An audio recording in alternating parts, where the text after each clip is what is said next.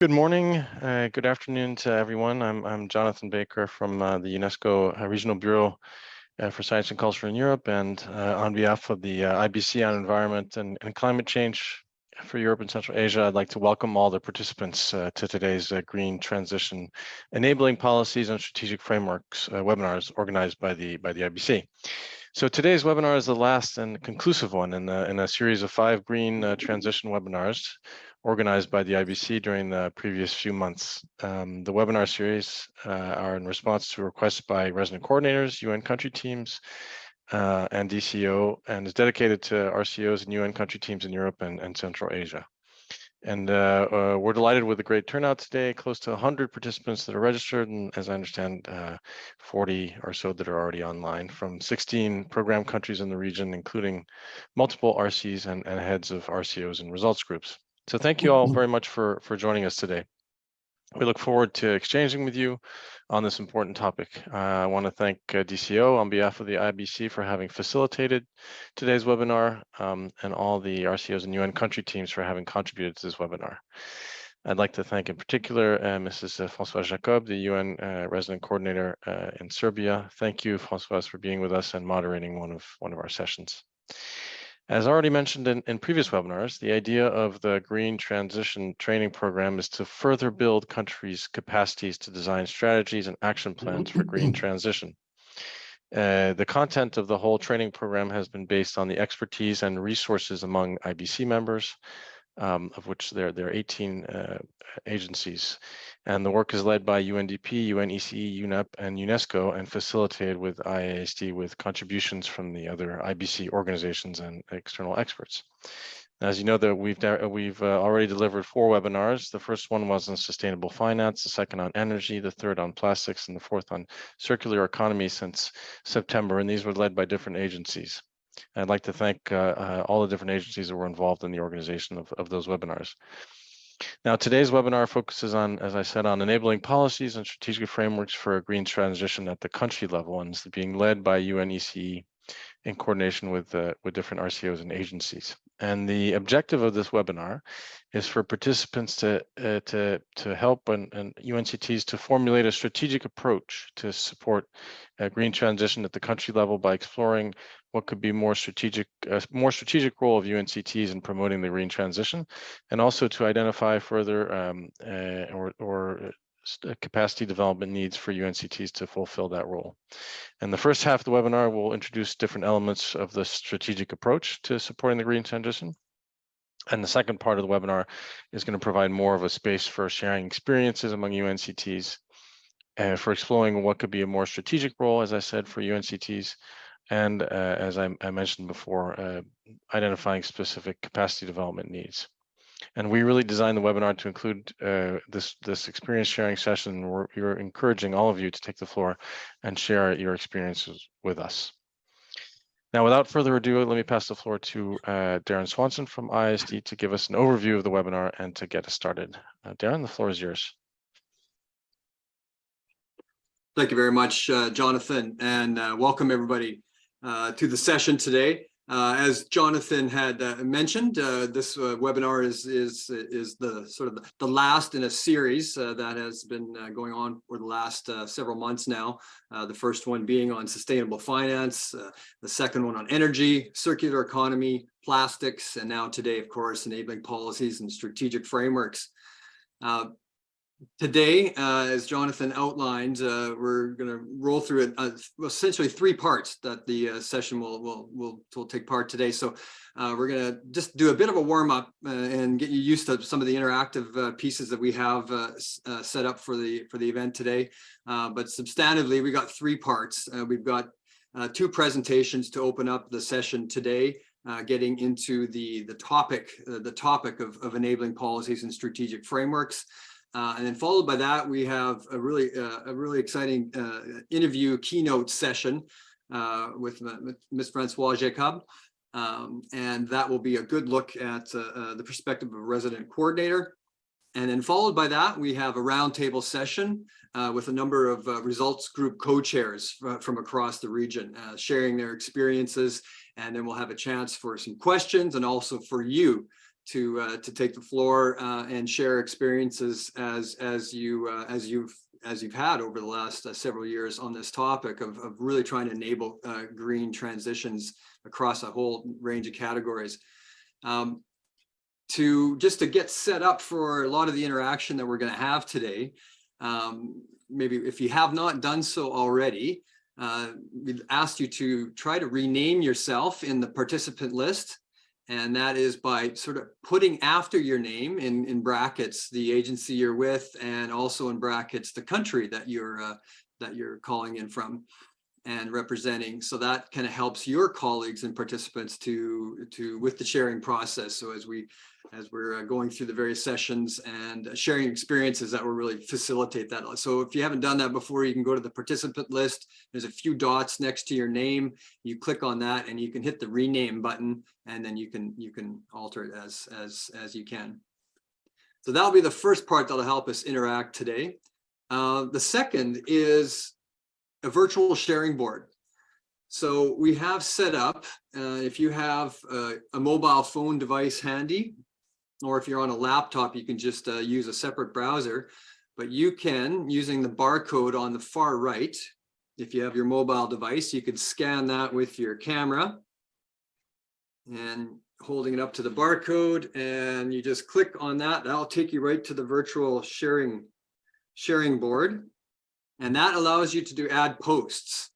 And what we're asking for in this virtual sharing board, as you're going through the event today, we're looking for examples of how you've enabled of enabling policies and strategic frameworks that you've used at the programmatic level in your country teams to really help enable, whether it's plastics or a circular economy or finance, energy. We're looking for examples of how you've really started to make this happen at the country level. And you can add posts by clicking on the plus button and add some text, and you can then even add links to important websites, and you can also add comments to other posts as well. If you're on a laptop, then you can you try to navigate and multitask and open up another browser aside from also Zoom, and then you can add that link right there. And Leslie will also put that into the chat space. All right, the next way that we're going to interact today is through polls and a few short quizzes, just to test how we're soaking up the information, but also just to set some context as well. And I guess without further ado here, let's just try a quick warm-up one and set some context here. If you've been in previous webinars, you may recognize this question, but this does help set the stage for why we are here today. And the question here that we've posed is, globally, how many plastic bags are used annually? And we've got 3 choices for you. So this is just a bit of a warm up here for you to see if you can get your mobile device and scan the barcode. And if you don't have the barcode there, you can go to, if you're on your computer, you could go to slido.com on your laptop. And then the code is just IBC green. And you could participate also in the polls that way. So we'll give people just a chance to get used to the technology here, and also to think about this question. There's a range of choices there, and this really starts to kind of help set the tone for why green transitions are so important. And if you're at the plastics webinar, you saw a whole lot of information about plastics, how to manage plastics, and really how to go about bringing that to the country level and to the programming side of things. So we'll just move forward a bit here now, and the correct answer, of course, is 5 trillion bags are used annually around the world, and that is a staggering number, and that does help understand the scale of the issue. And of course, the commensurate scale of the policies and the programming that need to be put in place at a country level. We'll do one more just to help people get sort of tuned into the polling technology. But this question also now deals with renewables. And if you were at the energy webinar before, you would have seen this question, and the question here is, what is the average share of renewables in total final energy consumption in the ECIS region? All right, we have 4 choices there. What is the average share of renewables and total final energy consumption in the ECIS region? We'll give you a moment. Now, this, of course, sets the tone. Also, we've had this set the stage for why the energy webinar was so important in terms of country level action. You'll also remember the circular economy webinar if you were attending that one too, in terms of the size of the issue. And let's move to see what the answer is. The answer was 19%. That was a tough one to answer because there was fairly detailed responses. The answer is 19% is the average share of renewables right now in the total final energy consumption. So what that suggests is there's room for improvement, there's room to move, and that's where strategic programming and enabling policies really come into the picture. Okay, so thank you everyone for getting used to the polling. And thanks for interacting. And so I think without further ado, we're going to move into the first part of the webinar, and where we're going to see two presentations right now. The first one is going to be from Roberto Hurtado. He's the UN ECE consultant that worked and prepared a guidance note on enabling policies and strategic frameworks. And he's going to be speaking about making the green transition happen and framing the strategic approach. And then followed by Roberto, we're excited to have Mr. Ristof Mihalik. He's the Senior Program Manager with the Environment Directorate at the Organization for Economic Cooperation and Development. Gentlemen, thank you both for being here today. And I think with that, I will stop to share here. Roberto, and I'll ask you to share your screen. And the floor is yours, Roberto. Well, thank you very much, Darren, for that introduction, and thank you to UNECE and to the whole IBC for inviting me to be part of this process. The aim of this webinar and the guidance note that you may have received is to help UN country teams to better understand the role of enabling policies and strategic frameworks in a transition to a green economy, and to formulate a more strategic approach to support program countries in their green transitions. So essentially, if we are saying the green we are trying to transition to a green economy, which is a low carbon, resource efficient and socially inclusive economy. How do we get there? That's the process of the green transition. And we need projects, we need investment programs, public policies, but also guiding frameworks. Now, why do UN country teams need to engage with enabling policies and strategic frameworks? Darren has already, hinted at this. If we look at this pyramid on the left of your screen, eventually how we get to a green economy is through the decisions of public and private sector in terms of consumption, production, and investments. Now, to provide incentives and to frame those decisions, we need enabling policies both at the economic-wide level and at a sector-specific level. And to formulate those policies and put them in place, we need leadership and we need strategic frameworks. Now, why? Excuse me. Now, why UN country teams? Well, we make the case that the UN country teams provide support for the whole economy, not just specific sectors. They are able to provide support over, several years, not tied up to a specific, time-bound projects. This support is not tied, is not linked to specific solutions like loans, for example, what development banks will be pushing. The staff of the UN country teams is well regarded technically by their partners and counterparts in government. The UN country teams have access to UN family knowledge. They have access to host government leaders, and they can play the role of critical friend, which is that friend that tells you the truth so you can actually improve. And there may be other reasons why UN country teams are well positioned to engage in terms of supporting host governments with enabling policies and strategic frameworks. Now, how is this topic linked to the ones explored in previous seminars, webinars? So the previous webinars have approached strategic themes, and this has been just mentioned: finance, energy, circular economy, and plastics. And they have identified a number of strategic elements for the green transition. So I don't know how many of you have been able to follow the previous webinars, but going through those webinars, you picked up, some recurrent elements. So we're talking about, analytical tools. We have been talking in previous seminars about specific policy instruments. We have been talking about governance and institutional reforms. We have been talking about finance. We have been talking about goals and targets, about the need for a policy framework. We have been talking about the role of private sector. We have been talking about the benefits of the green transition. We have been talking about how you need social protection for a just transition. In some of the webinars, we've been talking about innovation or trade, more specific issues. And I think in all of them, we have been talking about behaviors change.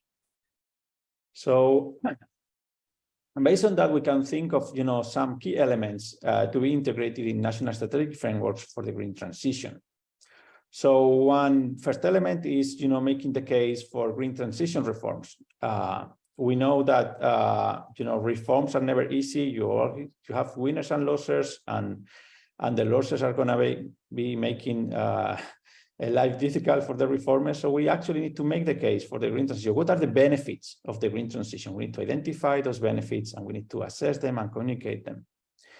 A second element is economy-wide policies. Very often, the default is like if you are working in a specific sector, let's say agriculture, for example, or water, you will be thinking about the specific policies in your sector, right? But we need to look as well, at the UN country team level about economy-wide policies, and we'll be talking about that in a moment.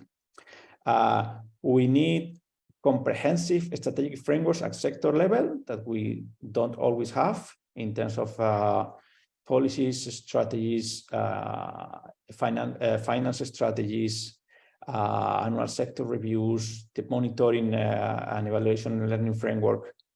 A fourth element that we need is a coherent set of policy instruments. So we know that we have information-based instruments, regulatory instruments, economic instruments. We have infrastructure investments as a policy instrument as well. Now we need to make sure that the policy instruments that we deploy, that they are coherent and they don't undermine each other. A fifth element that I picked up was the need to ensure the financial sustainability of green investment plans. So a lot of the transition is about public investments or a substantial part. Okay, so now how do we make sure of the financial sustainability of those green investment plans, whether it is by public sector or private sector? And that leads to the next element, which is the enabling environment for private investment. So if we want, private investment to be supportive of the green transition, we need, the right enabling environment, both in terms of the security of their investments, as well as of the incentives, the incentive framework that they face. So those investments are actually guided towards supporting the green transition.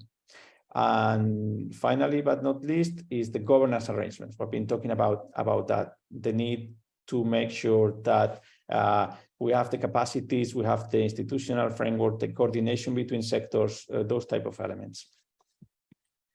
Now, we think that in terms of thinking about strategic frameworks at national level, it may be useful to look at existing supranational frameworks as inspiration and to inform country-level action. So to give you an example, we have the Pan-European Strategic Framework for Greening the Economy that was launched in 2016.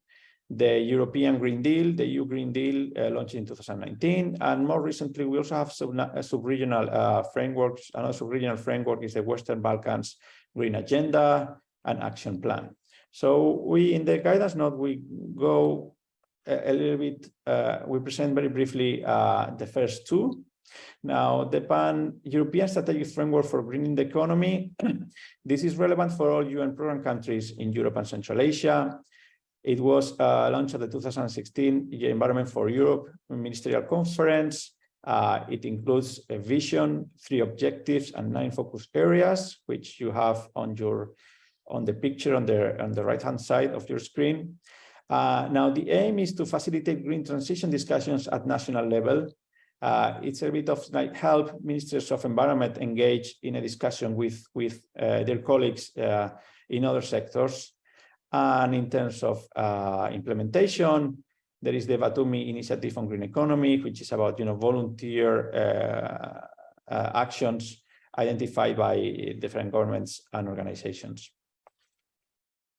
At a more detailed level, we have the EU Green Deal, which was launched in December 2019. This is much more concrete, and it would resemble more of what a country-level strategic framework would look like. So that includes the EU Green Deal includes 2 strategic pillars, one about transformative policies and another about mainstreaming sustainability. It does identify a set of policy objectives, and you can see them on the figure on the right-hand side of your screen. And it includes a 2-year roadmap for developing the different building blocks. And those building blocks are a number of sectoral strategies and plans, but also an investment plan that is expected to mobilize €1 trillion, and a just transition component that is expected to mobilize €100 billion to help with make sure that the green transition is just to help workers in sectors that are being phased out to retrain and move to other sectors. Now, the next issue we wanted to discuss is going back to these economy-wide policies. So how can economy-wide policies be leveraged to promote the green transition? So we have identified a number of these economy-wide policies. There are more. So if we think first about taxation policy, what is important, sometimes we talk about, and especially in this region, we have, experience with environmental taxes, which sometimes have been just kind of put there for revenue-raising motives rather than affecting behavior. And so more important than that is to have more overall look at the tax system and to make sure that it supports the green transition rather than undermines it. So beyond environmental taxes, we want to look at tax exemptions which are equivalent to subsidies.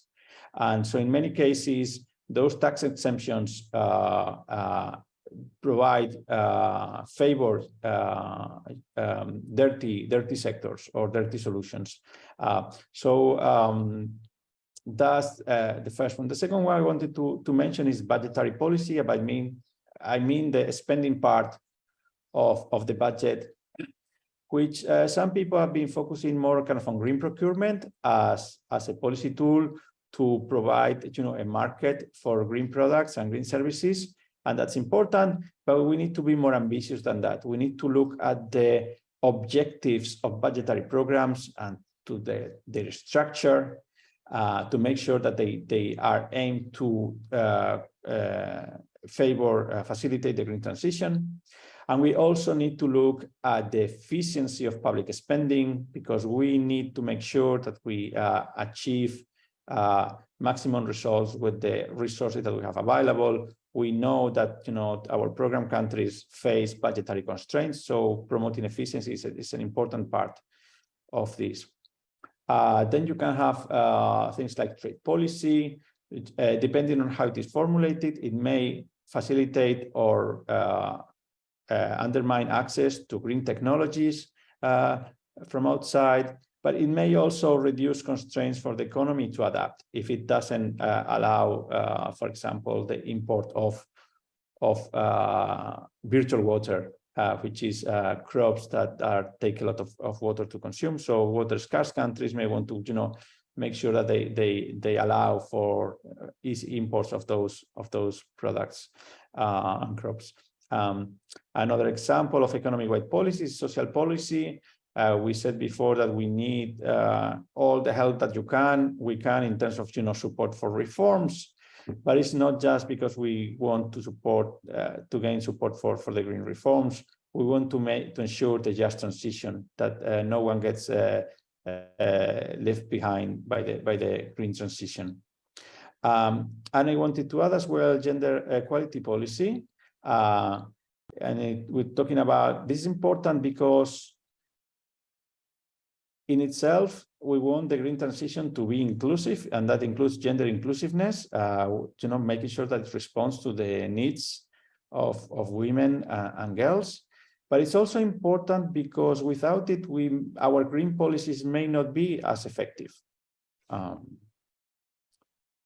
Now, what are our some entry points for UN country teams to support strategically the green transition? In the guidance note, we mentioned 3 areas: promoting the development of a national vision, influencing key national processes, and influencing sector planning and governance.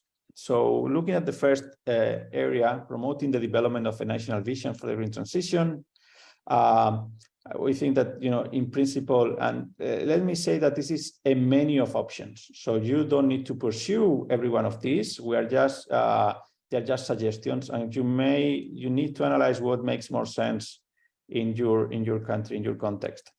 So we suggest 3 areas. One is to create demand for green transition reforms, and this may include, for example, supporting country-specific analysis of the benefits of the green transition or communication efforts, to encourage leadership from national leaders. And you know better than anyone what would work in your country, whether it is informal briefings and meetings with senior advisors, whether it is mobilize senior UN management to carry out high-level dialogue with the country leaders, or to organize high-level events. There may be other options.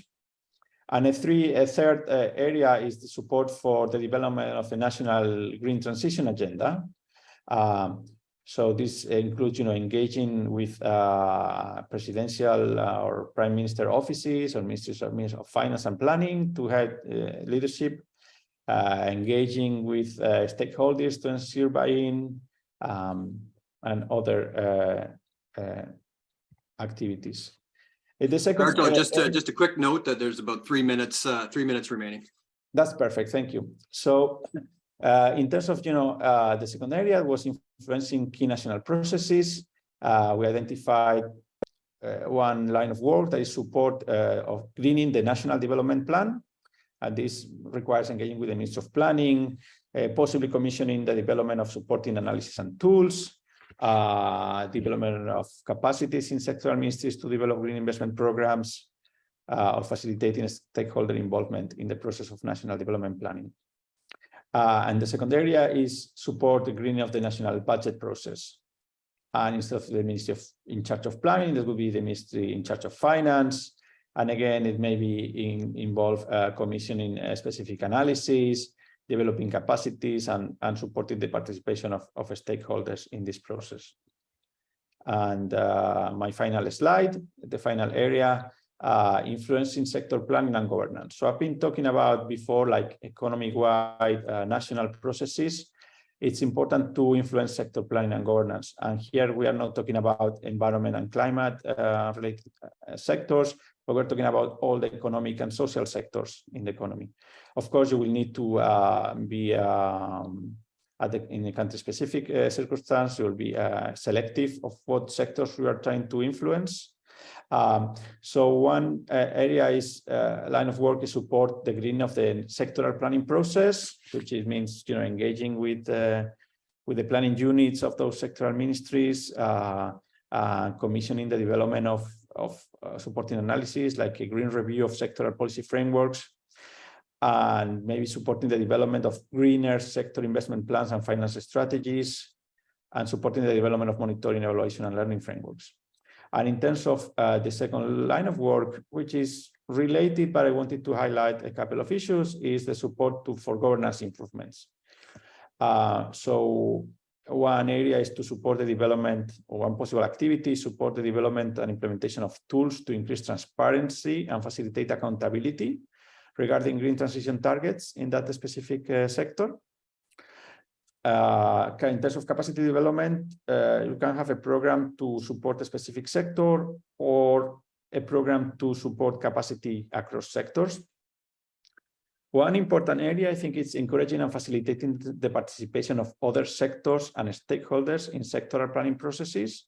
So if you are having the sectoral trying to support the green transition in the agricultural sector, you may want to ensure that the water sector, for example, or the energy sector or other sectors are involved in that exercises. We know that there is a tendency to work on a silo approach, and we think UN country teams are well positioned to try to break that dynamic. And then lastly, I think encouraging and supporting the development of annual sector reviews could be a very effective activity as well, in terms of making sure that everything comes together in terms of stakeholder involvement, engagement of other sectors, in terms of accountability, transparency, and planning for future rounds.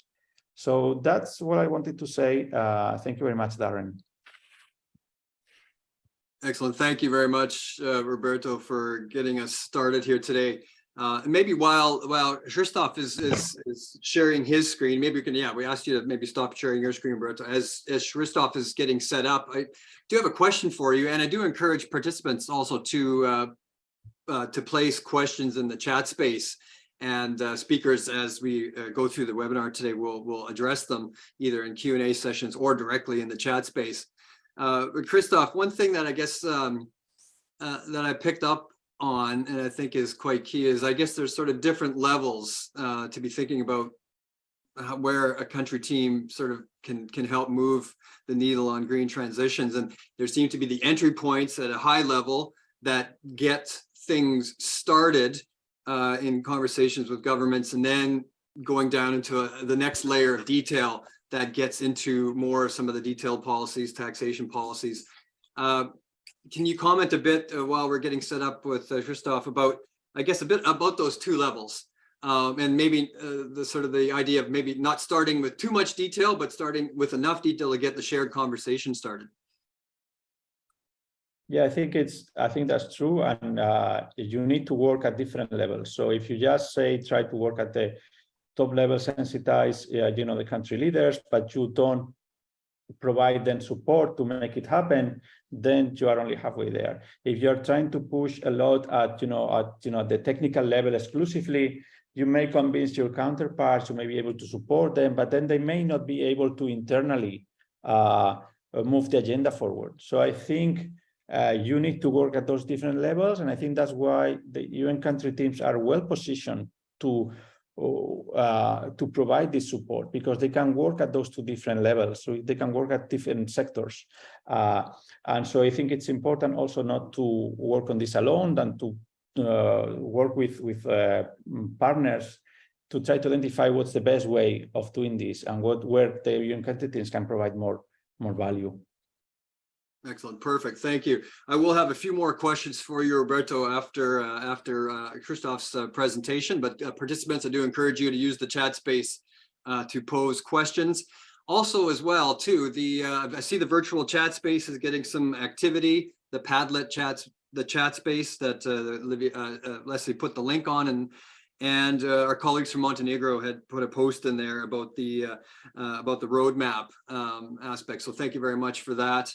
And do encourage others to use that space, and you could post comments too on others too, even if you have questions about those other those postings. So that's a way for you to use the webinar here to your full advantage to exchange with your colleagues.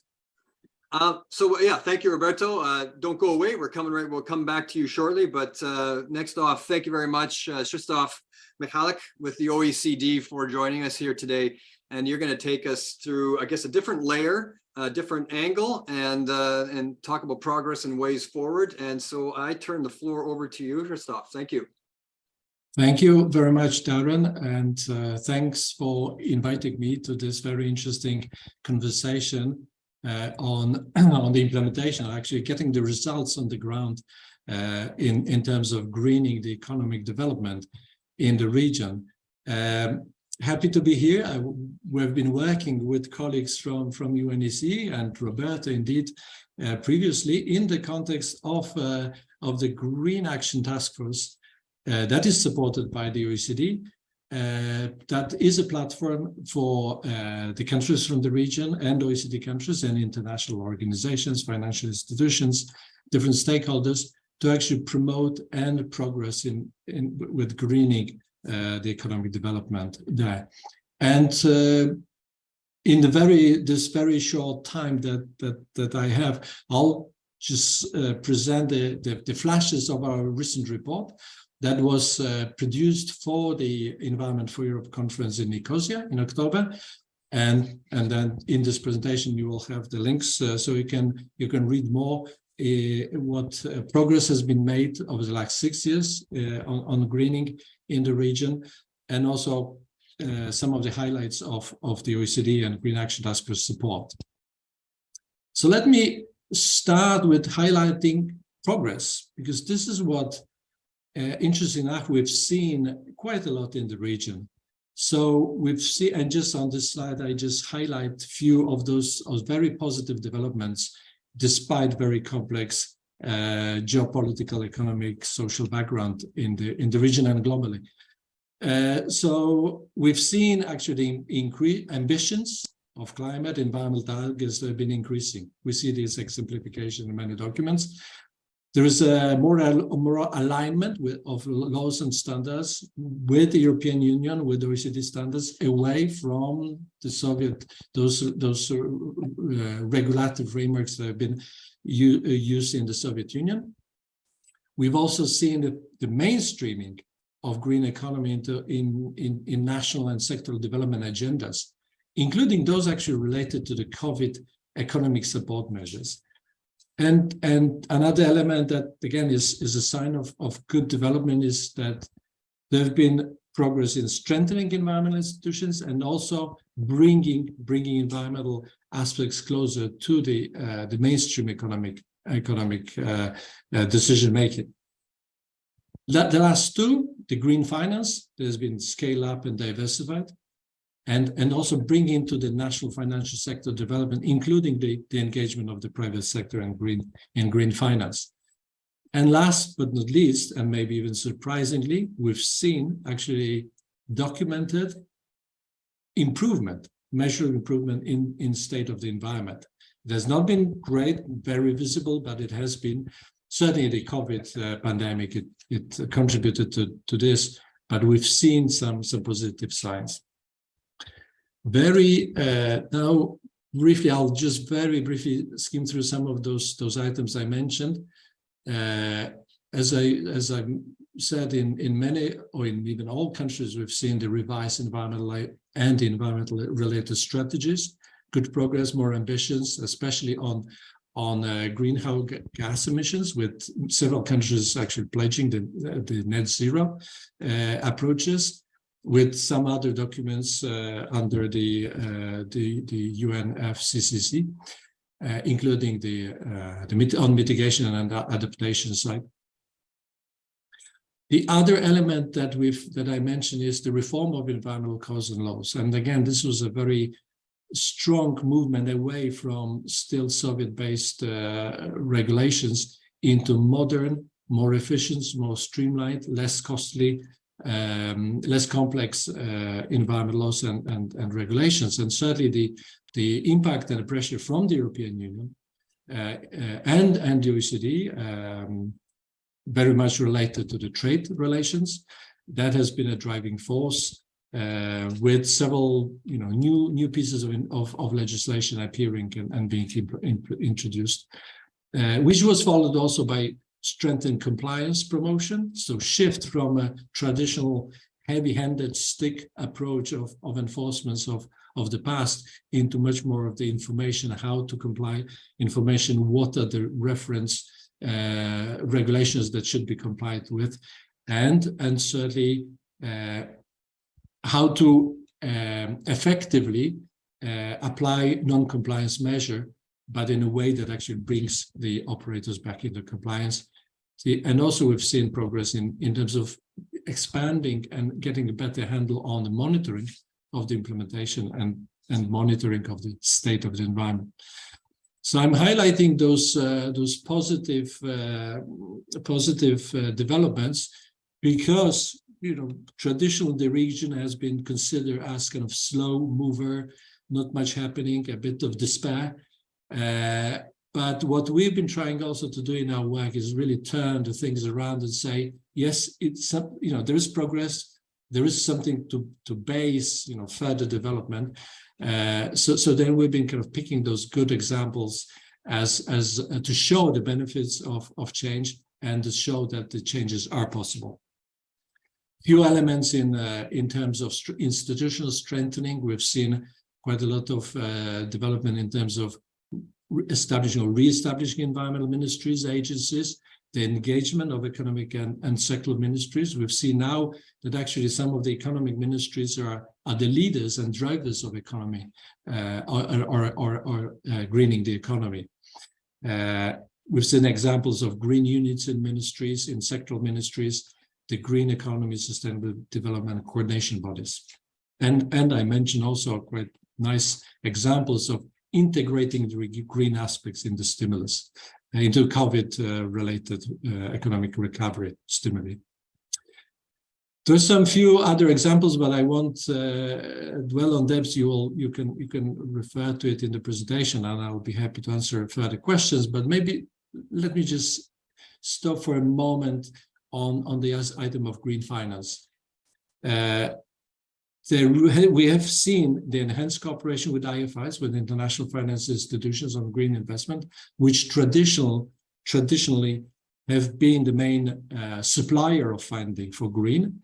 But we've seen now that both the public financial sector and the mainstream sector and the private sector have been kind of getting engaged into also addressing and meeting climate environmental targets. And we've seen quite nice examples of sustainable finance roadmaps, the ESG disclosure policies, with the engagement of central banks, or more and more examples of such specific instruments as green sustainability bonds insurance.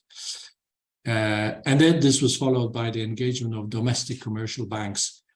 And also, maybe I should also mention at this point that we've seen that some of the projects that have been implemented, they have been green, but they were not called as such. And this is another quite interesting example of some kind of uncovering some of the work that has been already doing some support to greening the economy, even that they may have not been labeled as such.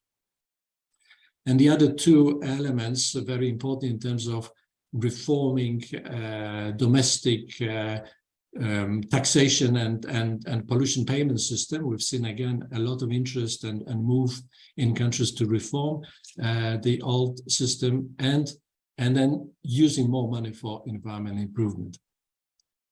Just one slide showing very slight but actually important progress in terms of environmental impact. Krzysztof, just a quick note, about 3 minutes of time remaining. Sure.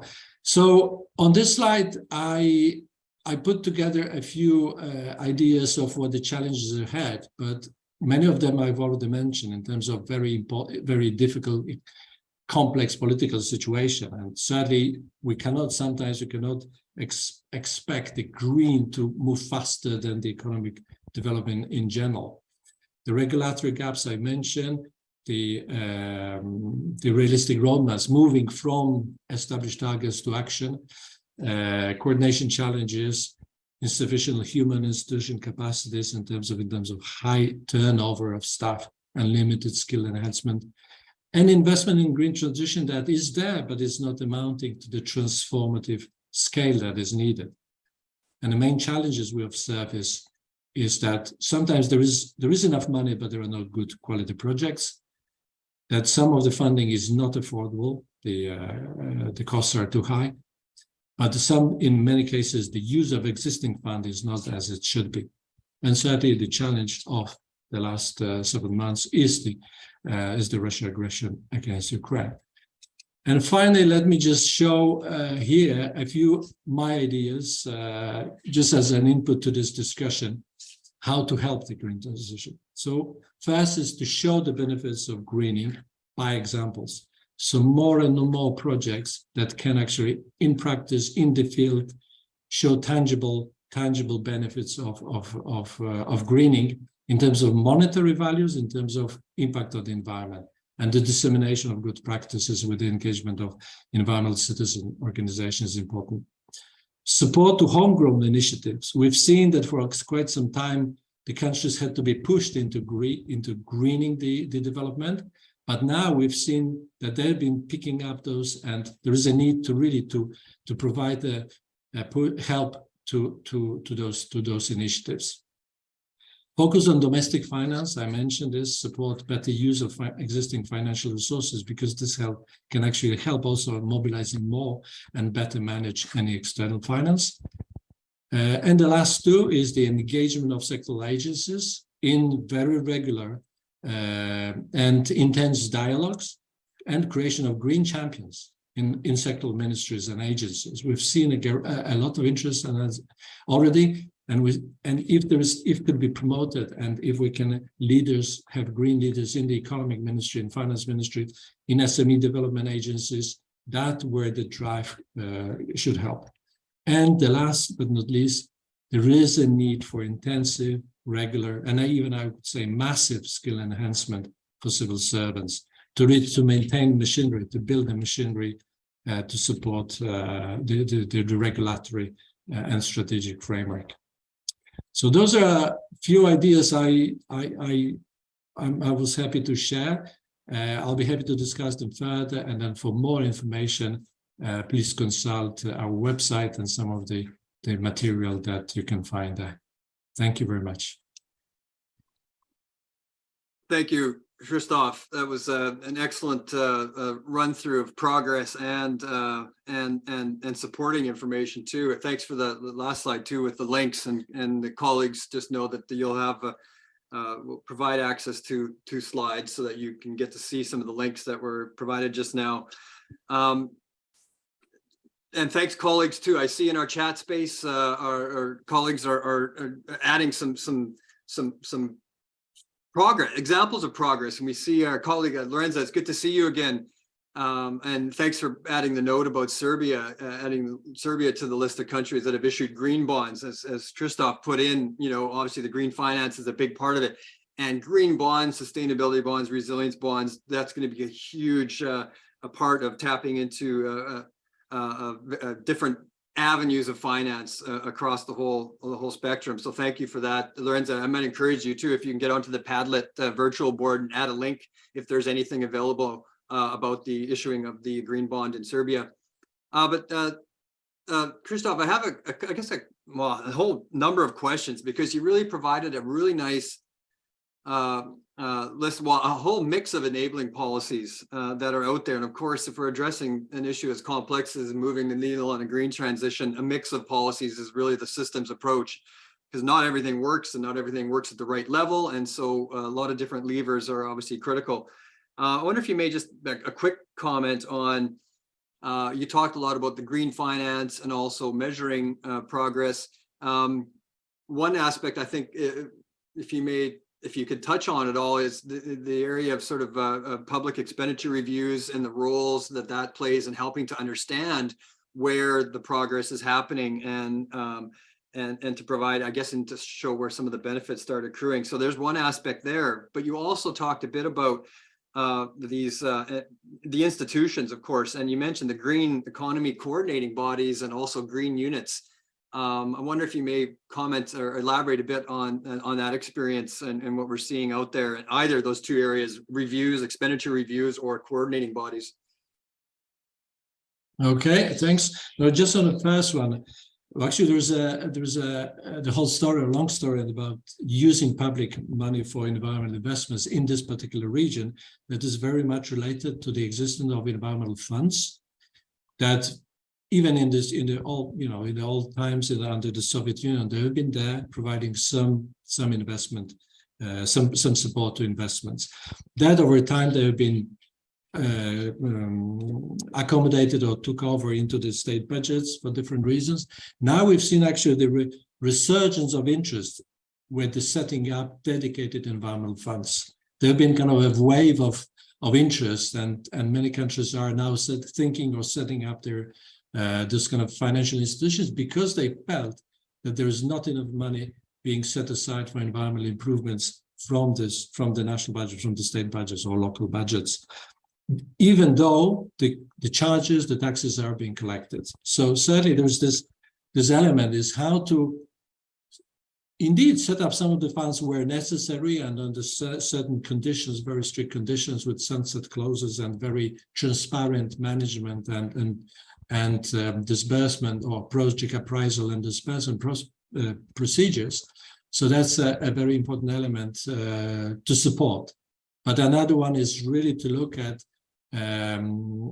screening and seeing what public money can be put on environmental or are being put on environmental investment, and then what public money is being spent against environmental objectives through fossil fuel subsidies. I mean, certainly this is the work that also we've been dealing with, reviewing and trying to unearth how much money is spent on going against green targets. So that's a very important point.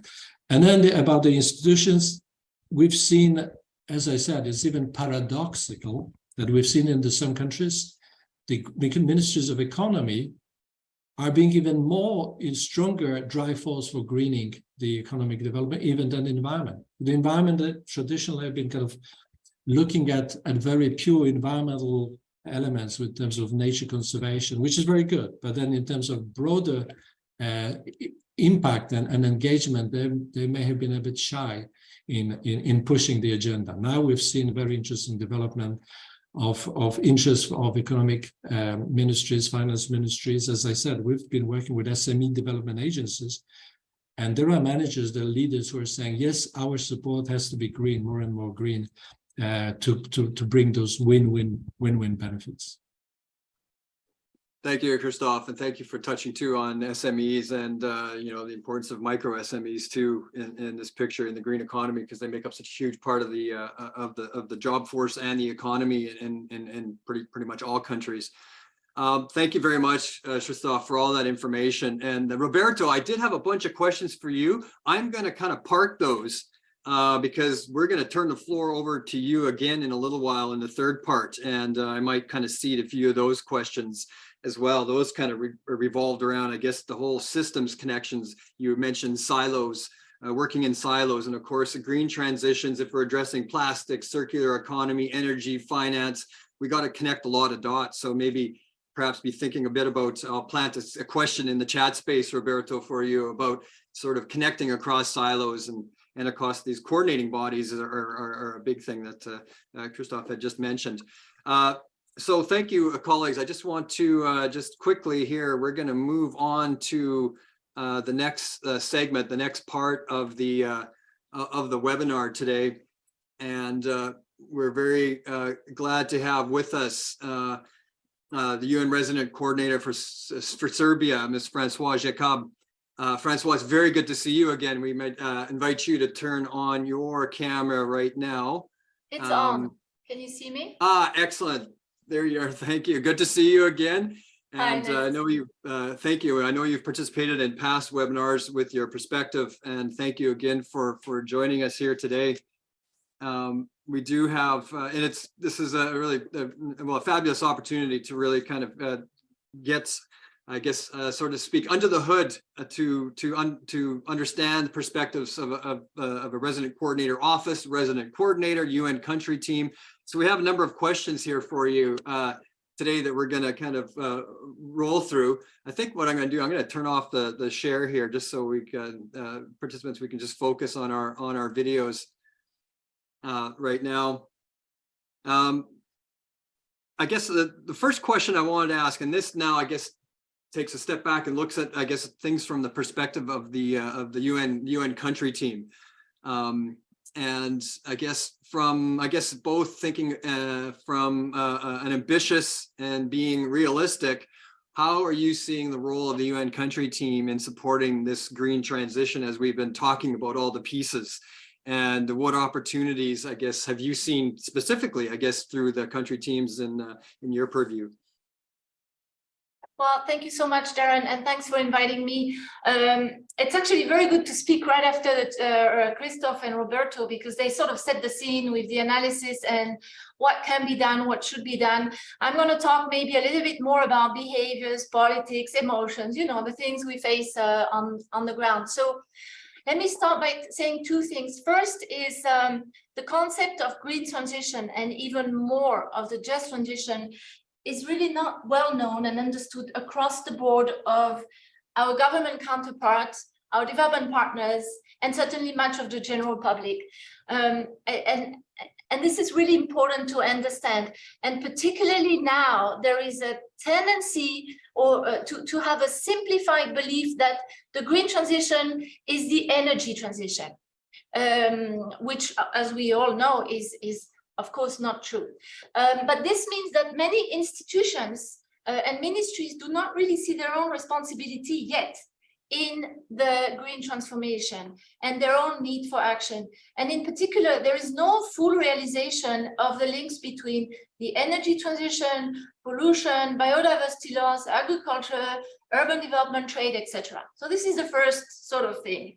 Second point is, again, especially now, in the context of multiple crises, there is a clear tendency of many local and national counterparts to focus, to think very short term, how do we go through the winter, literally, and disregard efforts that are needed for long-term transformation. And so really, this is where I want to position the role of the UNCT. It's absolutely key that we step up our visibility, our vocal advocacy, to sort of bring to the front again, to the front burner, what the other two speakers have mentioned. In Serbia, of course, the green transition is one of our 3 strategic priorities, like it is in most countries. So now, let me just go straight to sort of 10 points that we think we can act as UN country team. And this is still part of the answer to your first question, Darren, if it's okay with you. Number 1, as a result of what I just said, we need to continuously raise awareness through different means, again and again, to the wider institutions and society. Number 2, we need to move the narrative from one of threats to one of opportunities. I've said this so many times, and it's still so true, that we still hear so much about climate change as this is going to be a horrible thing, while actually there is actually a lot of opportunities that are already started and that can unravel from the green transition. And for that, of course, we need data, we need evidence, etc. And we need to talk about this. Number 3, we need to bring solutions and innovative approach to the countries that we work in. And I just came back from COP, and it was very interesting to see all solutions are already available, but it is not known. So we really, this is one of our biggest jobs, is to bring these solutions and start with some low-hanging fruit, like building efficiencies, public building, but also private building, less consumption, less energy consumption, less pollution, and more jobs. Number 4, we need to really ensure the true leave no one behind approach. And I think it's Roberto both maybe Roberto and Christophe mentioned it, but we need to shape, especially as the UN, we need to shape solutions for marginalized groups, poorest communities, and we need to apply a gender lens to analysis. And I can give some example later on in the Q&A. Number 5, we need to encourage and facilitate cross-sectoral approach and coordination. And for us at the UN, it seems obvious, but it's really difficult within the governments typically to work together on this issue of green transition. Ministries not traditionally engaged as education, trade, health, construction and transport. We really need to bring them in and encourage core ministries like energy and environment to nurture this coordination. And of course, we need to work a lot more with finance ministry. Number 6 is we need to build capacities rather than substitute. And as Christophe mentioned at the end, build new skills. This is a huge agenda, the new skill agenda, opportunity agenda. Number 7, we need to localize the global initiatives that contribute to the green transition. Many countries are doing it, for example, with the sustainable food system, the output from the COP, the voluntary national reviews, etc. So working more with cities and with mayors, they are the ones that will really implement. And the other main actors for implementation, of course, is the private sector.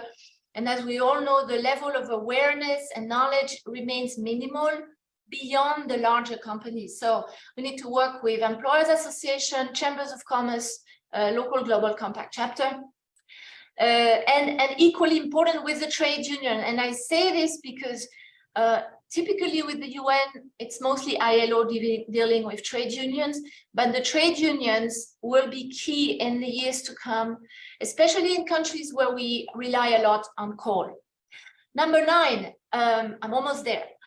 Advocate towards development partner on all the above points so that their own strategies and financing follow a consistent pathway.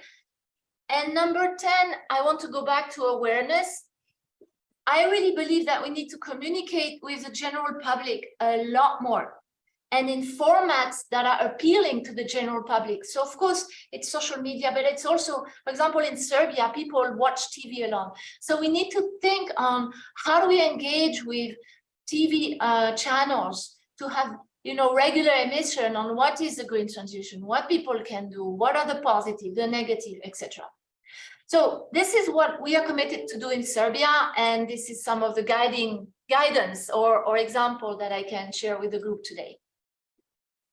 As always, Francois, extremely practical and extremely insightful list of guidance. I think all country team offices are going to really find quite interesting. And everyone, these notes, there will be a webinar report where we will itemize these points as well, and you'll have the recording of this as well. So thank you very much for that. But I got one more question for you, but I mean, I'm looking at the list of 10 things and really excited to see how you've mentioned so many different aspects, including the leave no one behind aspect, you know, addressing vulnerable segments of society, you know, this idea of, you know, really engaging with chambers and trade unions on the whole SMEs, that ties back to what Christophe had said as well, really tapping into various corners of society where the levers, I guess, for the green transition can be sort of accessed. So thanks for touching on a whole bunch of different areas. And you mentioned too that the presentations before from Roberto and Christophe sort of set the stage and sort of help toggle ideas. And I think for all participants here on the webinar today, that's indeed did. And your 10 suggestions also toggled a lot of ideas. So if others online have suggestions or ideas, examples on how they've been really enabling the green transition, so please share those in either the chat space or the Padlet virtual board. I do encourage all that interaction. Francois, maybe now sort of taking it now to a more specific level, you've talked about, I guess, from the country team level, but maybe bringing this more to, I guess, maybe a personal level from a resident coordinator perspective. How do you see the role of resident coordinators now, I guess, specifically in promoting the green transition? and maybe some of the challenges and the supports that you see needing for you as a resident coordinator and as a country team as well. Yeah, thanks, Darren. Let me just talk about two roles that I have, as usual, is internal and external. Internally, I think RCs need to continue to raise awareness about the green transition, but most importantly, bring the different parts of the UN system together.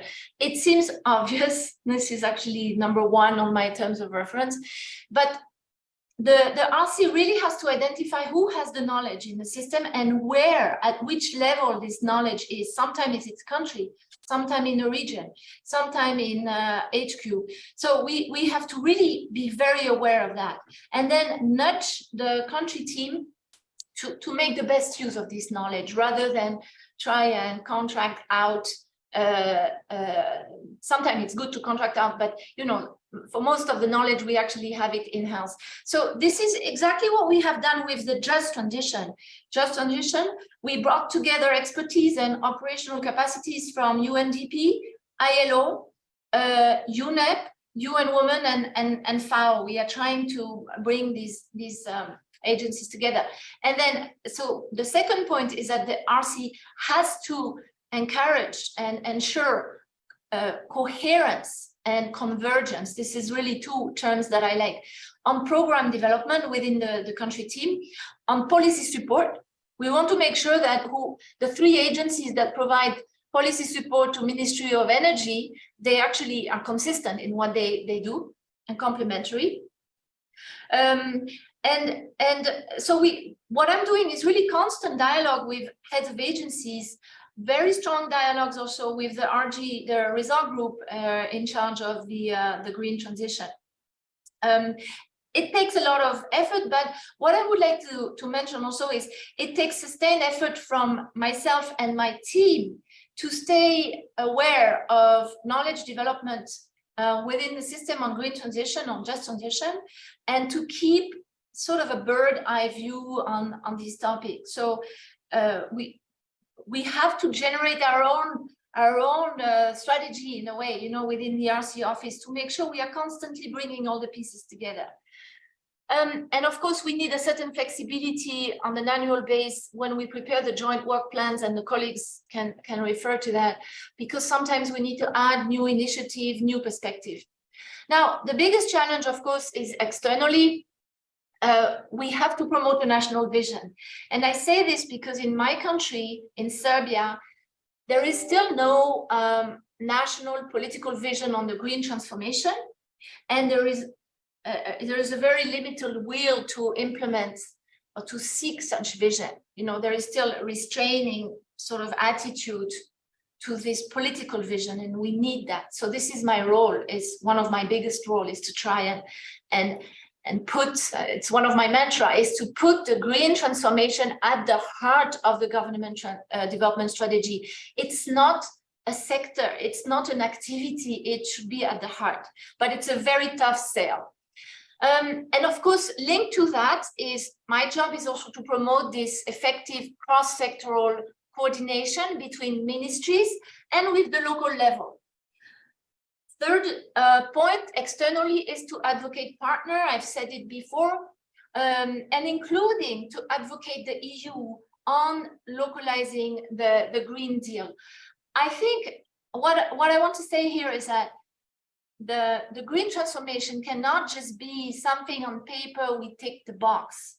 And as much as Christophe said, there are some projects that were green but were not listed as green. There are projects that were where you have green in the title and there is nothing green in their implementation. So we need to promote transparency and really effectiveness.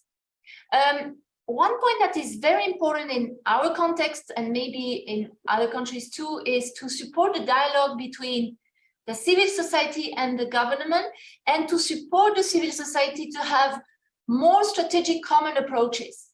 Because sometimes civil society comes with 10 different solutions. They have, you know, they may or may not have political, issues. So we need to sort of nurture the dialogue so that we go in the same direction, even if we have different perspectives. And finally, currently, I think what is very important is that we balance the narrative so that we instill a sense of urgency, but not of hopelessness, and particular vis-a-vis the youth. So I'll stop here for the moment. All right, thank you very much again, Francois. Lots for everybody to think about. Again, on this from the perspective of the resident coordinator's role. And thanks for really sort of laying out the connection with the sort of the visibility of the whole green transition strategy and building of sort of shared visions and integrating visions into the national sort of discussion. So thank you very much for that.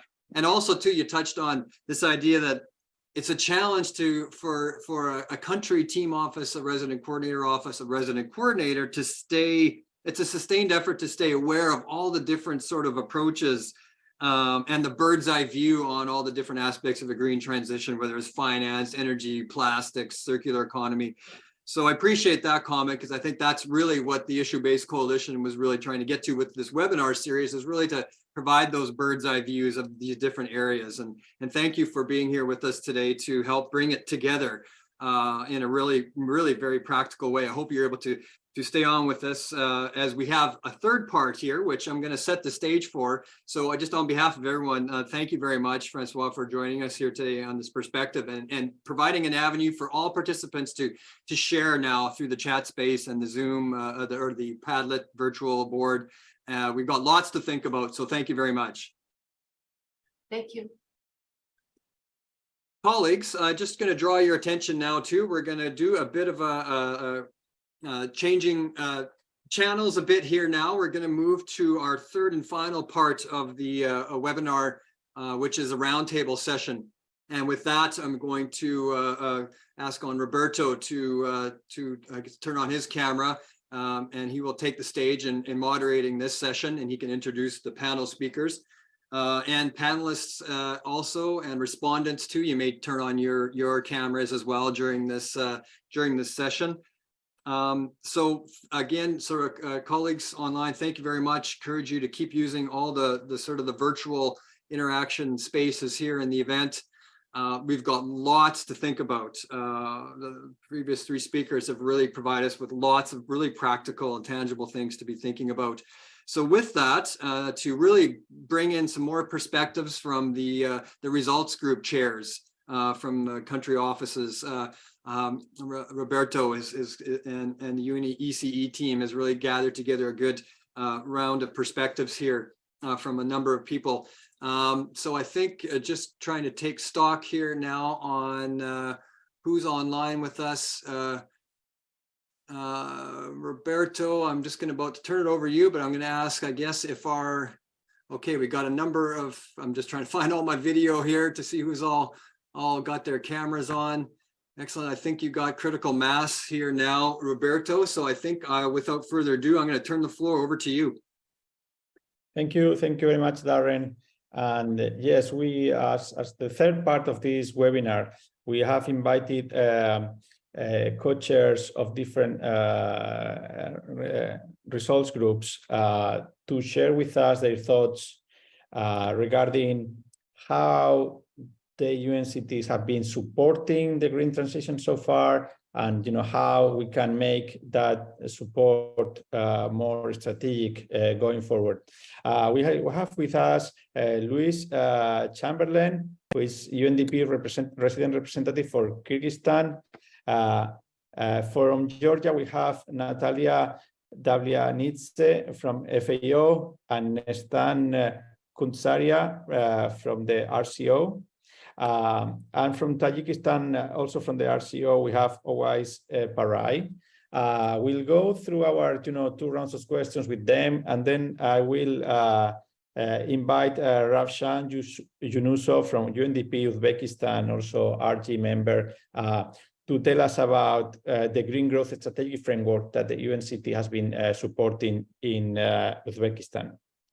So as I said, the first round of questions, we're going to have 2 rounds of questions. The first round of questions for Luis, Natalia, and Owais is focusing on the last, the period since we moved from the MDGs to the SDGs until today. So how has your results group supported the green transition in your country? What challenges have you encountered and what lessons have you learned? So Luis, please.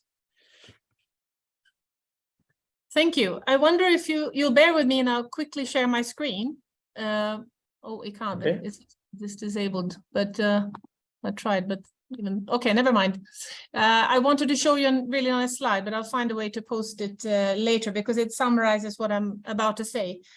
Kyrgyzstan is relatively late. Can you hear? You can hear me, yes? Absolutely, yeah. Yes.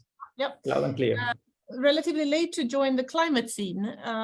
We had Kyrgyzstan joining the PAGE, the Partnership for Action on Green Economy, which, as you know, is a joint program consisting of 5 UN agencies in this area in 2016.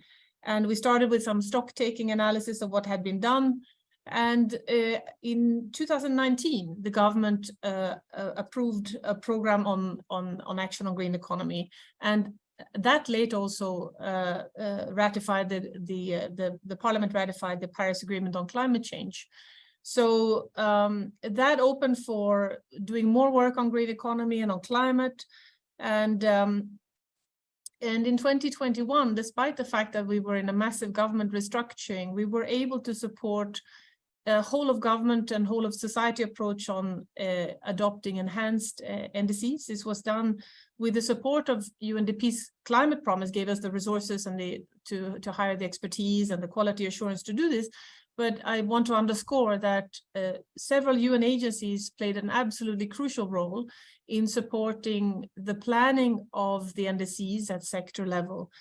And that also was in last year, that was also the year that this could influence the national midterm development planning.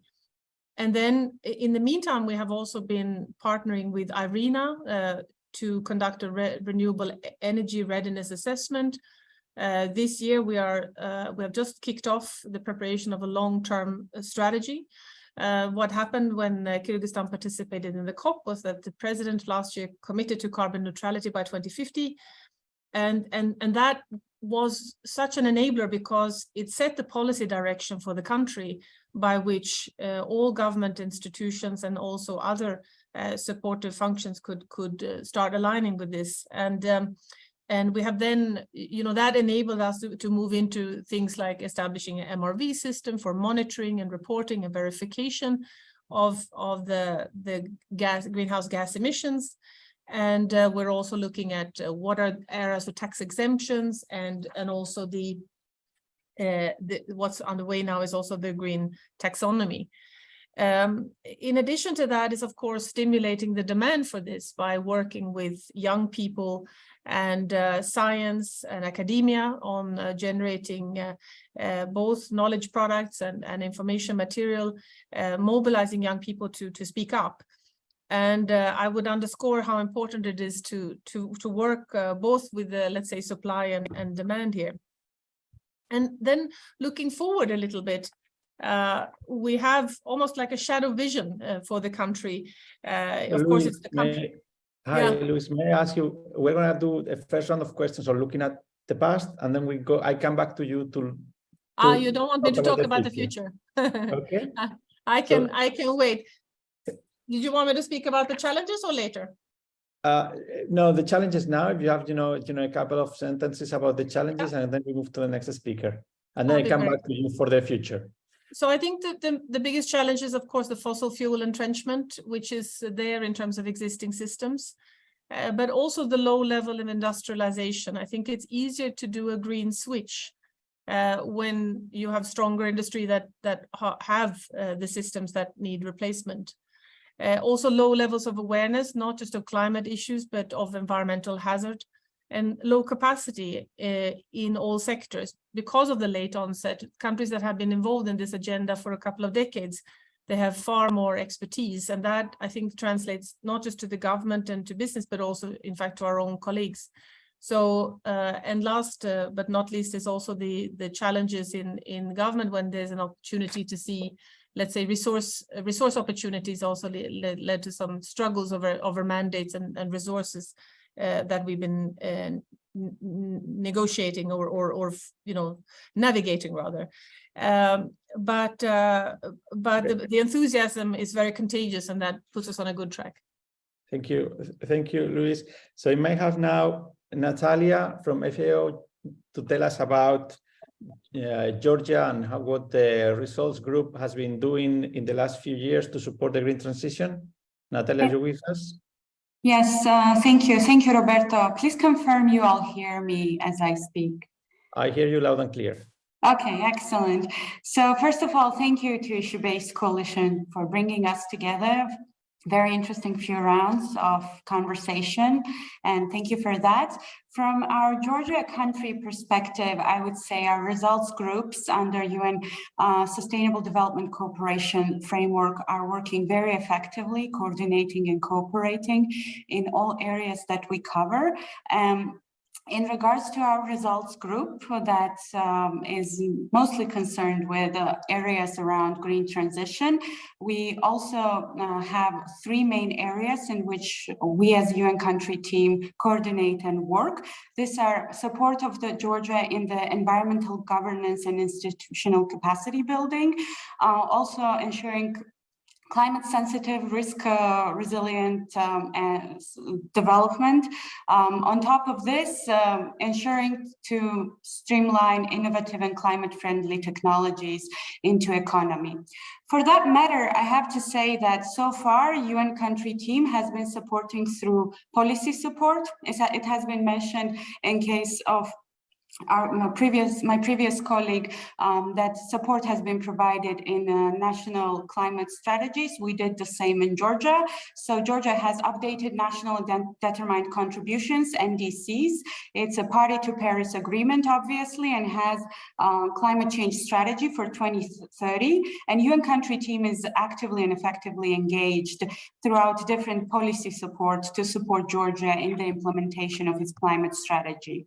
Besides that, we are supporting Georgia also in its engagement in international fora and multilateral formats, meaning that Georgia is actively participating in COP format and most recently in COP27 format, and as well as Food Systems Summit and Food Systems Summit follow-up activities in the country. Besides that, technical assistance is something that we provide as UN country team, different agencies through their expertise, obviously. So we work on environment and health nexus, food systems and climate smart agriculture areas, environment and land restoration areas, and provide a variety of technical assistance to Georgia to ensure smooth green transition in the country, aligned with its NDCs and climate strategy, obviously. And of course, it's important to mention climate and in general, green transition awareness raising, especially with different groups like in public, such as youth, women, most marginalized groups, and wherever UN country team has access, we ensure that throughout joint coordination, we bring knowledge and expertise and raise public awareness on the issues so important for ensuring green transition while supporting the government. Having said that, there is still space for more cooperation, I think. Being a co-chairs of Results Group 5, which concerns with all issues related to green transition, we think that there is still space to foster more joint programming in the area, especially considering that there are already existing frameworks that we could build on, such as One Health, food systems transformation, climate adaptation and mitigation. And this is all part of our work, our thinking here on the ground, moving forward and developing our joint programming for the next period in the lead up to 2025. We will be obviously thinking around these areas. I need to briefly mention challenges as well, as I understand, and it's obviously impossible to overlook the multiple overlapping crises that we are facing. From our perspective, obviously food security related challenges, but we all know that this current crisis caused by the war in Ukraine has been on top of the already existing crises. Fiscal space of the governments has been shrinking due to COVID-19 pandemic, which has been hard hit, and it has been taking away necessary fundings from climate investment. Moving forward, we need to make sure that amidst this crisis, governments are not sidelined from investing into green transition. And then while planning our crisis response, we make sure that we are mainstreaming sustainable, climate resilient approaches into our crisis response. So that will be critical as we move forward. There's way more to say, but I stop here due to the time. Thank you. Thank you, Natalia. We go straight to move back to Central Asia, to Tajikistan. Owais, are you there? Yes, I'm here. Can you hear me? Yes, loud and clear. So please try to stick to the 3 minutes as we move, as we look first to what you have been doing in Tajikistan in the last few years to support the green transition. Go ahead. Good. I mean, I come at sort of the tail end of presentation, so I don't really have much to add. I may pick on a few points, but let me start with a disclaimer. I'm not a co-chair of the environment or the climate change group. I work as an economist in the RCO, so I have a privilege of going from different groups. So I am privy to what's going on. UNDP unfortunately could not make it, but UNEC is here. They are leading this group. I think first of all, this was touched upon by some of the presenters. I think the idea of green transition is finally taking hold, is being anchored. I know there's a lot of talk still, but it is moving from rhetoric to policy space. Now, we would have liked to see more change, and this is something that should have happened several years back. I mean, there were threats of planetary crisis.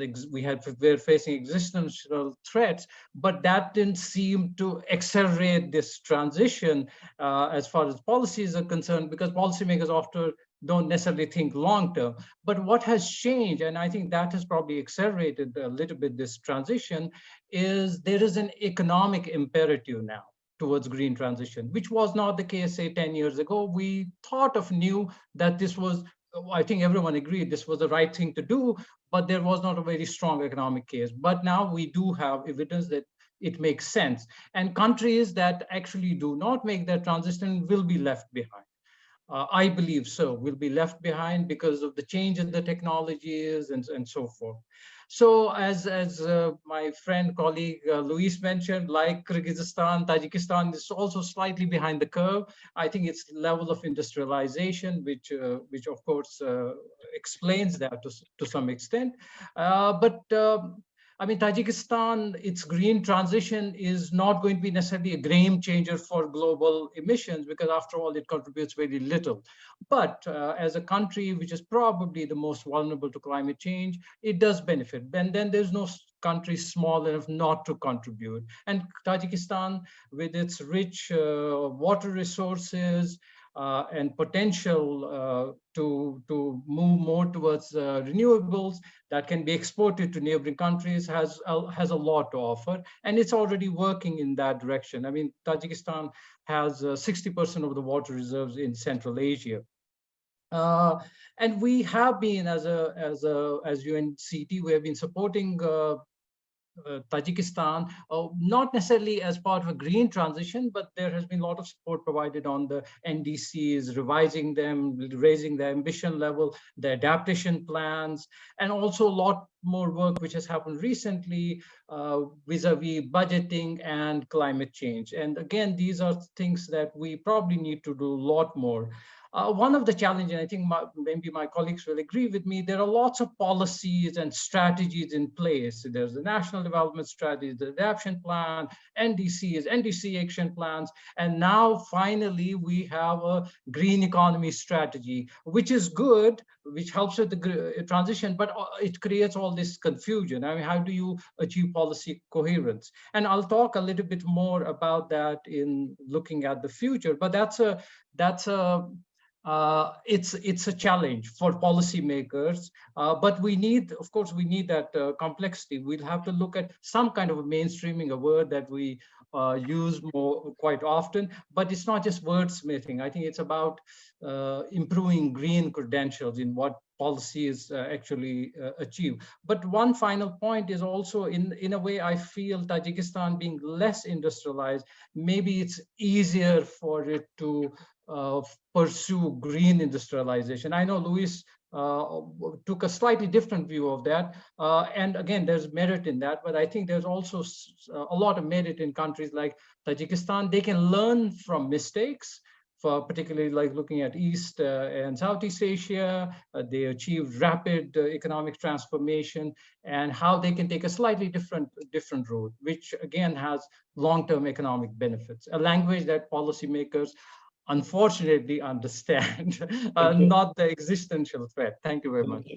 Thanks a lot for that, Owais. So I'm going to go through the second round of comments. I'm going to give you, 1 minute to reflect on, okay, so how can we at the UNCT be more strategic, given what we have been doing, what we have been learning over the last 5, 7, 8 years, given the situation where we are now in terms of the current context as well, that some of you have highlighted. How are we being strategic enough at the UNCT level? Can be more strategic? How can we be more strategic? So I'm going to start with Luis again. So I think, I guess my point would be that climate requires, and green transition requires, a system-wide impact. And the system-wide engagement. So I think, first of all, I think it's important that we do engage broadly and bring to bear the combination of our mandates. We require expertise across multiple sectors, and the entry points are across multi-stakeholder, multi-sectoral process, such as SDGs and national action plans, the national adaptation plans, and so on. But also when we talk about finance, it's easy to think, well, finance is for the IFIs, but what are they going to fund? We need to help the government to have a more robust investment framework and pipeline of investable project. And here I think several agencies play a really important role. Another area is also technical coordination with other entities, and also partnering with the IFIs, which is again something that we can do, several agencies. And last but not least, I would mention data. Data and robust data and continuing to quality assure data is something that we need to work in respective sectors. I can mention, for example, the role of FAO on forestry, and with the importance of keeping track of carbon sinks. Thanks. Those 4 points are great. Thank you so much, Luis. If we can have from Georgia, I believe it's going to be Nestan who's going to address this point. Nestan, are you with us? Yes, I believe you hear me well. Yeah, loud and clear. Go ahead.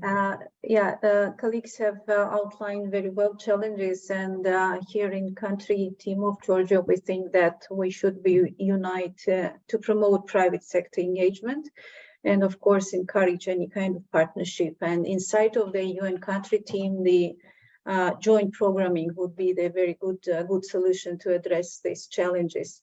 Even when we speak about elaboration of the single agency projects, I think it's very important. We think it's very important that other agencies stay informed, and their capacities, technical capacities, experiences are taken into account. So involvement of many agencies into elaboration, even single agency type of a project, would be essentially important. So thus we would maintain everyone's same level of information, and avoid duplication, avoid overlapping of actions. So thus coordination challenge would be somehow addressed.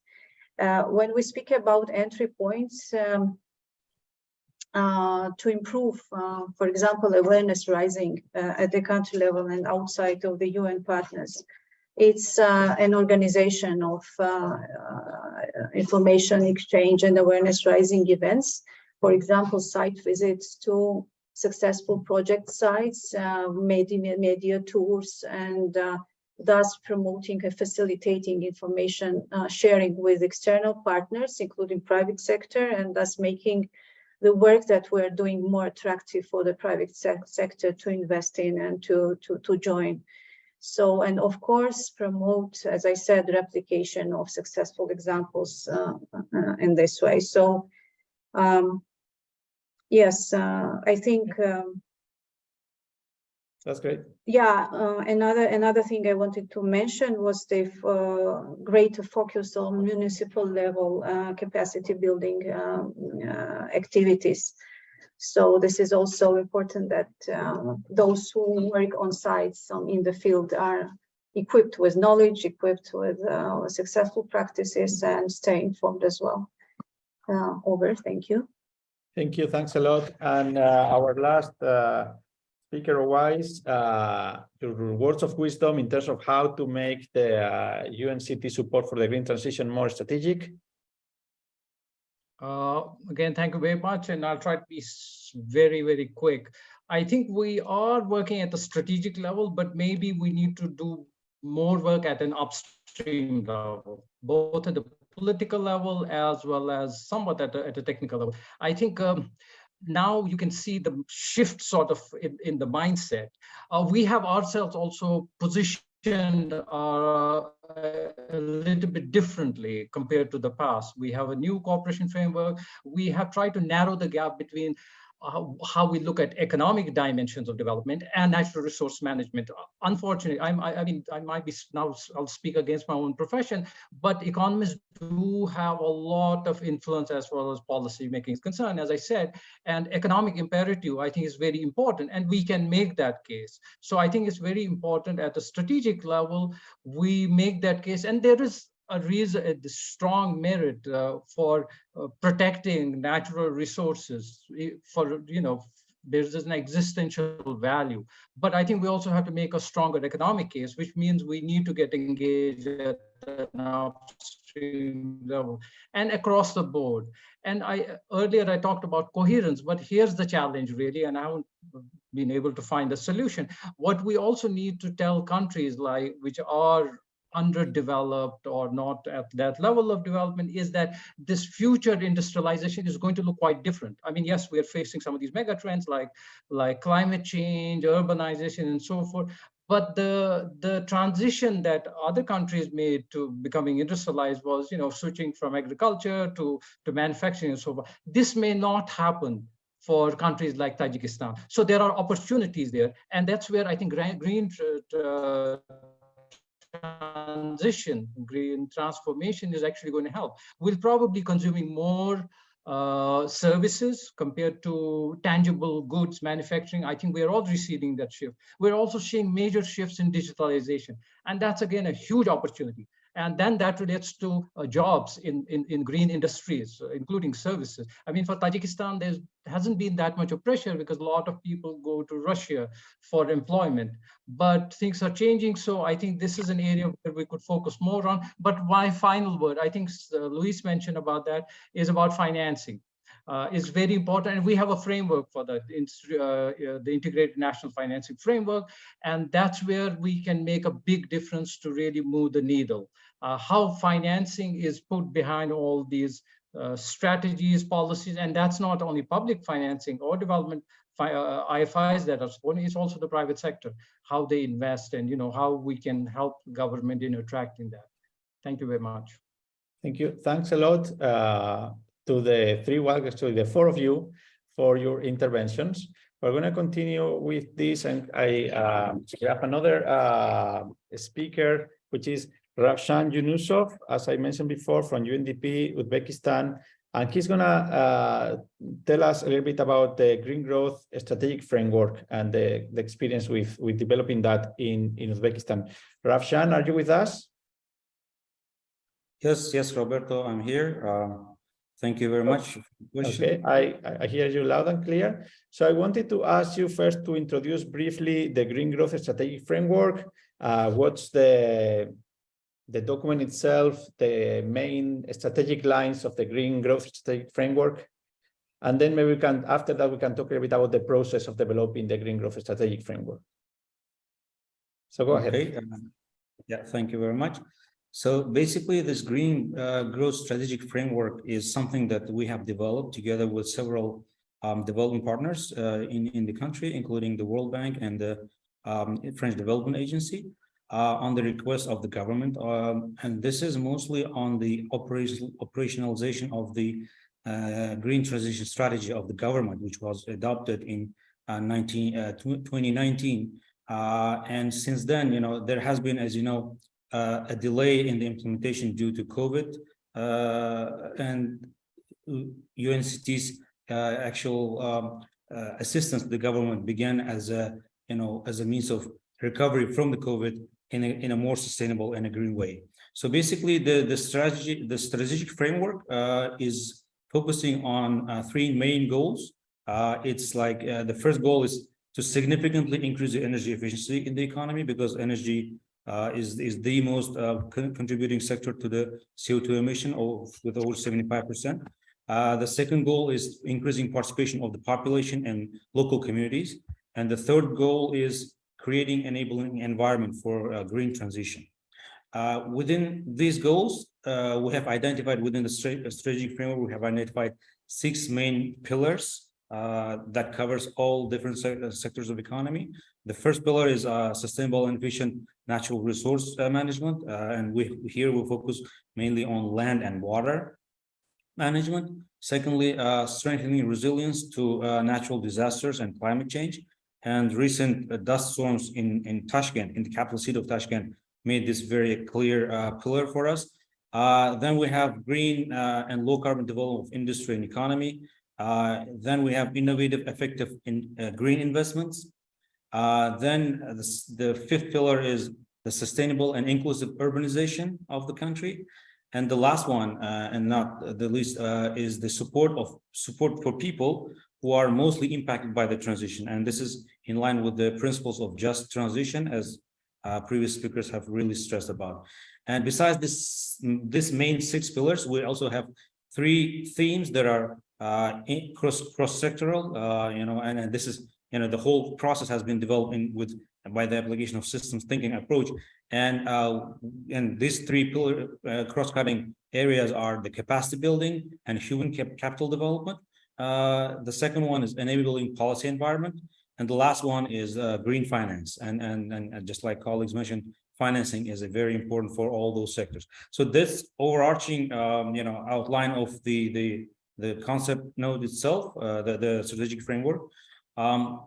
Do you want me to jump into the process already? I think that would be useful for colleagues. So my understanding is that the Green Growth Strategic Framework is now with Cabinet waiting for approval. It's been for a few weeks now, but maybe you can go back and tell us how this originated, whose idea was to develop a Green Growth Strategic Framework, who in government is the leading ministry, how other partners are being engaged, and what is the role of the UNCT in supporting the development of the Green Growth Strategic Framework, please.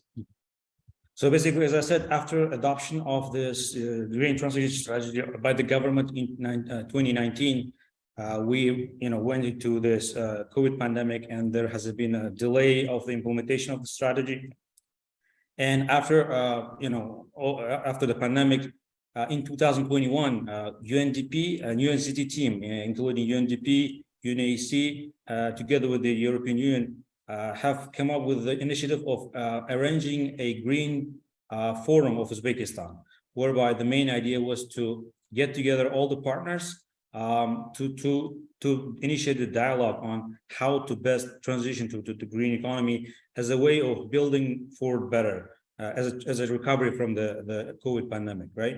And then the main participants from the government, or the main hosts from the government, are the Ministry of Economic Development, Poverty Reduction, Then we have the US Hydromet and the State Committee of Ecology and Environmental Protection. So those were the three main national partners supporting this initiative. So while the overall purpose of this event was to build a dialogue, but then the main idea was to formulate the recommendation and practical actions on how to support the government with green transition. And as a preparation for this event, UNDP has prepared a policy brief on green recovery and green transition to green economy, and the results of which have been also presented during the event. And after the event, a statement of intent has been developed with clear indication of steps, what could be done to support the government. And one of the steps was the idea with the development of a product. It could be a roadmap, but then it was, with the consultations with the government, it was agreed to be a green growth strategic framework, which also includes the action plan. And this, the main purpose is to operationalize this green transition strategy of the government. The whole process initiated in April, like almost right after the forum in 2021. UNDP, World Bank, and IFD were the main sort of development partners who were leading the process of development of the document. But then obviously other IFIs like ADB, EBRD, ISDB, and other UN agencies have been very active with their inputs. UNDP has outsourced 3 international consultants and 5 national consultants, and the role of UNDP was more of like a pen holder with developing the structure and incorporating all the inputs from other partners and developing agencies in the region. The initial results have been presented during COP26 last year in Glasgow to initiate the discussions with other partners as well. And then the finalized document has been presented during this series of consultations within the framework of Stockholm 50, which we have been having in Uzbekistan in May of this year. So there we have presented the actual report, actual framework, collected feedback, both written and oral, from both international and local, national and partners. All those comments have been then incorporated. Another workshop has been arranged by the Ministry of Economy, and there the final sort of document was circulated among all the national ministries and agencies. And now, as you have mentioned, the document is at the Cabinet of Ministers, and it is awaiting for the signature, and it will be approved by the presidential decree. And I was informed today that it should be signed by the end of this week at the latest. So hopefully, fingers crossed, we will have it ready, hopefully soon adopted. Thank you so much for letting us know about this experience in Uzbekistan. In the guidance note, we have mentioned examples from, say, transnational, regional and sub-regional level. We have here an example of a strategic framework at the country level. I will not attempt to summarize what you have all said. I think it was a very rich contributions. A few points that came up to me. One is what Luis said about, this needs to be system-wide engagement, combining the expertise and the mandates. So it's, as part of that is the joint programming that the colleagues from Georgia were pleading for. We have these green strategic examples of these green growth strategic frameworks. A challenge is to see how that is not just another strategy, as our colleague from Tajikistan mentioned, doesn't produce confusion, but really drives, the national development across the board. One thing that I think came up very strongly, and maybe I wasn't expecting so much, and it comes all the way from the presentation from Christoph, and all what you have been saying is this the issue of finance. And I think that a strategic role that you mentioned is not about bringing the finance, but it's about providing the finance. That's for IFIs and private investors and others, and maybe even the Ministry of Finance itself in their spending plans. But it's the finance. What do we need the finance for? How do we make sure that the country is ready to articulate its demands. What does it need finance for? So we'll be incorporating, making a stronger point of that as we revise the guidance note. Maybe to mention that I believe that the draft guidance note has been distributed in advance of this webinar. If anyone has any comments, any inputs that would like to provide for the guidance note, please do so before next Monday, 5th of December, so we can finalize the guidance note before mid of December, which is the hard deadline that's been given. Again, thanks a lot to Luis, Natalia, Owais, and Rafshan. We know it's getting very late in Central Asia at the moment, and we're keeping you away from your families and probably your dinner. So with that, I will just pass the baton to Darren to guide us in the conclusion of this webinar. Thanks a lot. Thank you very much, Roberto, and all the panelists and the roundtable and respondents. That really was a robust, really rich exchange of experiences right down at the results group level, and really critical. It kind of really rounds out the perspective we received from Francois, from the resident coordinator perspective, and also from Christophe and Roberto yourselves in setting the stage up front. So thank you very much for that. And for the synthesis you did provide, Roberto, on the systems connections, the role of finance and ministries of finance as sort of one of those sort of coordinating sort of levers, and also to the panelists who brought those points up, and also to the idea that these that there's so many little different connections to make.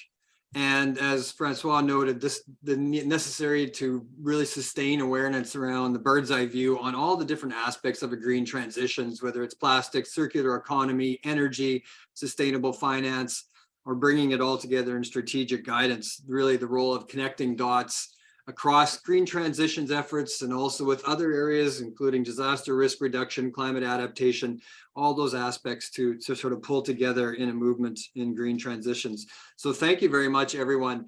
Colleagues online, I do want to highlight too that the virtual sharing board will stay open for the remainder of the week.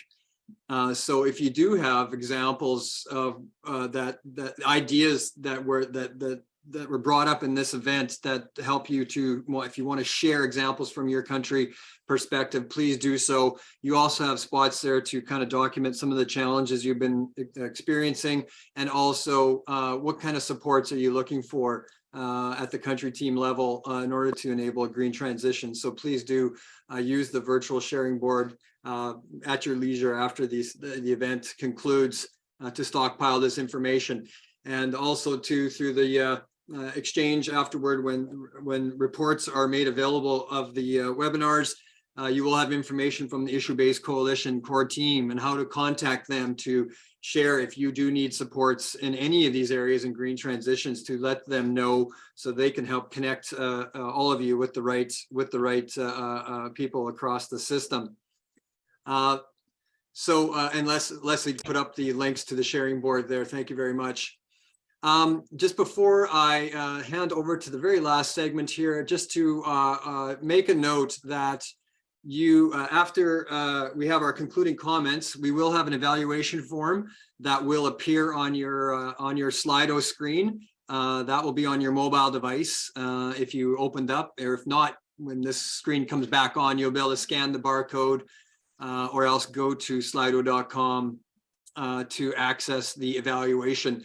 The IBC core team would really love to hear your feedback on this event and the other events that went on, in terms of were they the right level of exchange and knowledge sharing that you require to keep this bird's eye view on green transition. So we really do encourage you to take a few minutes to do the evaluation form at the conclusion of the event today, and it will remain open for the next 30 minutes. And even after you leave Zoom, it'll still be there, and you can take your time to put that information in.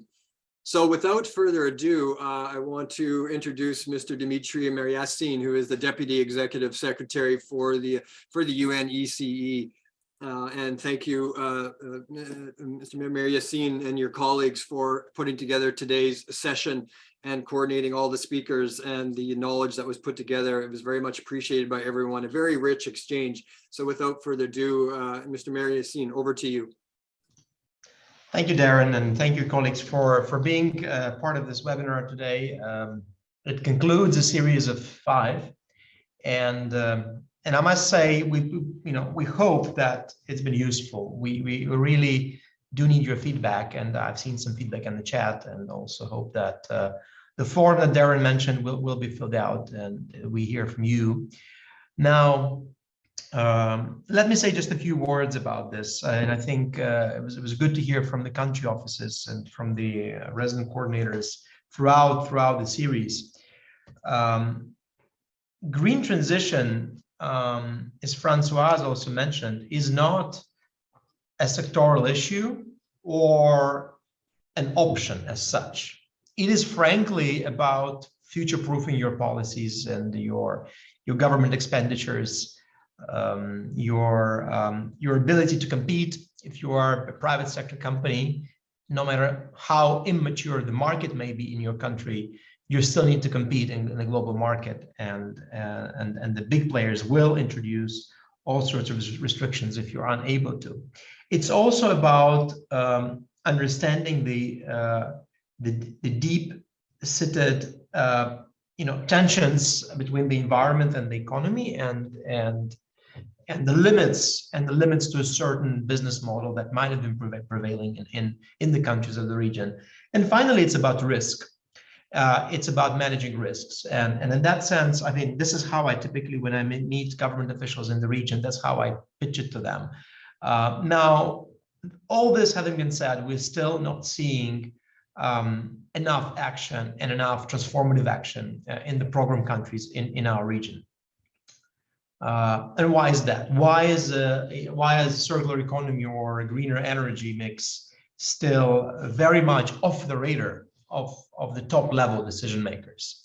And why do they still tend to send a Ministry of Environment to these discussions, where in fact you need to send a Ministry of Finance to these discussions, a Ministry of Economy for that matter? I think it's precisely because we might have been, as the UN, too normative about it, and often speaking about it from the point of view of an ideal scenario. Now, can we learn to talk about it from a point of view of a scenario that works for a country, that takes into account the risk profile of a country, and that pitches the green from the competitiveness point of view? So that for me is a major challenge, and I think we have managed to highlight a few good examples of that approach during the 5 webinars. I heard elements of this today, and for example, in UNEC, we pay particular attention to the linkages between greening and trade, or sustainable trade. But the starting point is where are we 5 years from now in terms of a trade regime, and what do we need to change? Rather than starting point would be, sustainable trade is all that matters. Now, enough on this. The second point I wanted to make is I think also a very clear takeaway from today's discussion, and I was partially in the finance webinar, is the link between the UN's work and the world of finance. We at the UN are to different degrees trying to get engaged with the world of finance, trying to shape the new generation of investable projects, trying to shape portfolios of the international financial institutions, and in some cases trying to shape governments' policies on integrated, financing, be it public or private, so that ultimately finance helps countries achieve SDGs rather than the opposite. In my personal view, UN system-wide, we still need to build up capabilities on this. And we need to have a 101 on international development finance, 101 on public finance, and 101 on private finance for every single UN staff member joining or planning to stay for more than a year. That would be my personal view, that system-wide we would do really well, because when we talk to a bank about a project, we mean completely different things. When we talk about, funding and financing, we need to understand what the difference is. And then if we're serious about political change, we need to be able to come from a point of view when a social affairs officer, an environmental officer, a project leader in renewable energy or energy efficiency knows exactly how to read a budget line of a national budget, and exactly how to read a statement and a balance sheet of an investment project.